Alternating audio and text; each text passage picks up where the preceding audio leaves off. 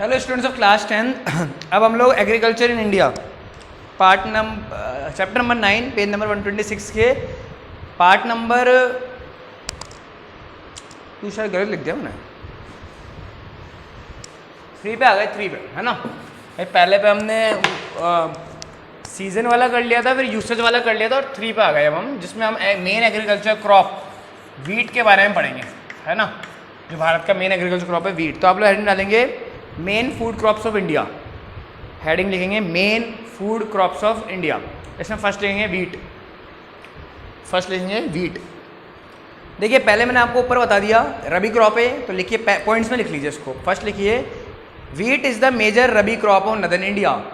Wheat is the major rabi crop of northern India, NORTHERN। पहले line ही है page number 127 की। देखिए नदर्न इंडिया क्यों बोला गया यहाँ पे, क्योंकि साउथ में वीट का नामो निशान भी नहीं है ना। उगती भी नहीं है, लोग खाते भी नहीं है। वैसे उगती नहीं तो खाएंगे कहाँ से। कोई चीज़ कहीं पे लोकेलिटी में उगेगी नहीं, उसको बार बार बाहर से मंगवाना इतना आसान नहीं होता। तो कल्चर ऐसा ही बन जाता है कि जब उगती नहीं तो खाने की ज़रूरत क्या है। फिर वहाँ के लोग चावल पे ज़्यादा डिपेंड है, नॉनवेज पे ज़्यादा डिपेंड है, ठीक है, वीट पे कम है। हम लोग जैसे अगर हम नॉर्थ का बंदा वहाँ पे साउथ में जाता है तो उसको वो गेहूँ की रोटी ढूंढता रहता है होटल्स में, है ना। इक्का दुक्का है वहाँ लिख रखा है नॉर्थ इंडियन फूड, इक्का दुक्का कोई मुश्किल से मिल जाए, और वो भी खाना क्या नाम बताएं, मतलब क्या क्या बोलें खाने के लिए, है ना। हमें दाल में दाल नहीं मिलेगी, है ना वहाँ, मतलब क्योंकि उन लोगों को आता भी नहीं है ना बनाना वैसा जो नॉर्थ इंडिया में लोग खाते हैं। तो वो बना लेते हैं जुगाड़ उगाड़ करके, लेकिन वो चीज़ दे ही नहीं पाते, है ना। तो major rabi crop of northern India, फिर लिखेंगे first second point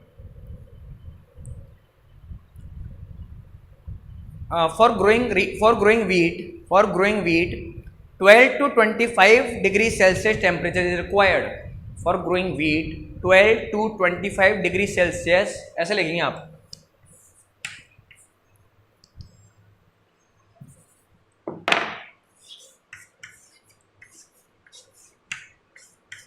twelve to 25 degree Celsius is required. 12 से 25 डिग्री सेल्सियस टेम्परेचर होना चाहिए। याद है आपको रबी ठंड की फसल है, इस टाइम में ठंडी बढ़ रही है ना भारत में।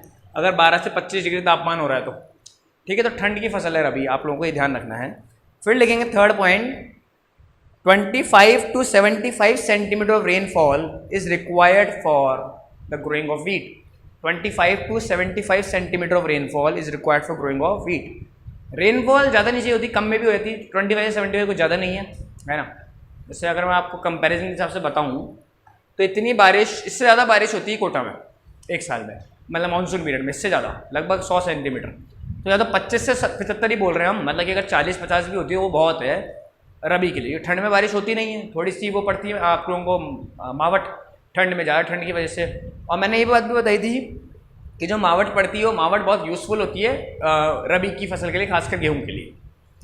थर्ड हो गया आप लोगों का पॉइंट। फोर्थ लिखिए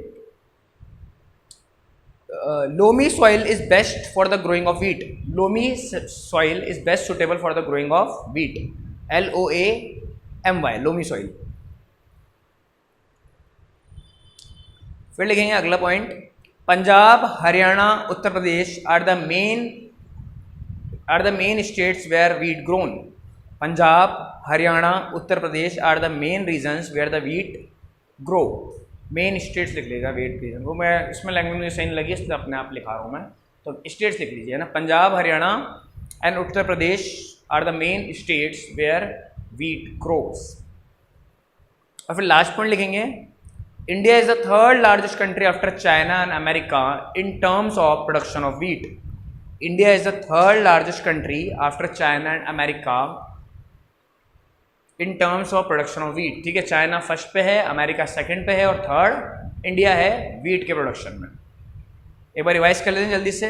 रबी की फसल है ठंड की, 12 से 25 सेंटीमीटर तो 12 से 25 डिग्री सेल्सियस तापमान टेम्परेचर और 25 से 75 सेंटीमीटर रेनफॉल इसको चाहिए। लोमी सॉइल बेस्ट है, पंजाब, हरियाणा, उत्तर प्रदेश में उगता है।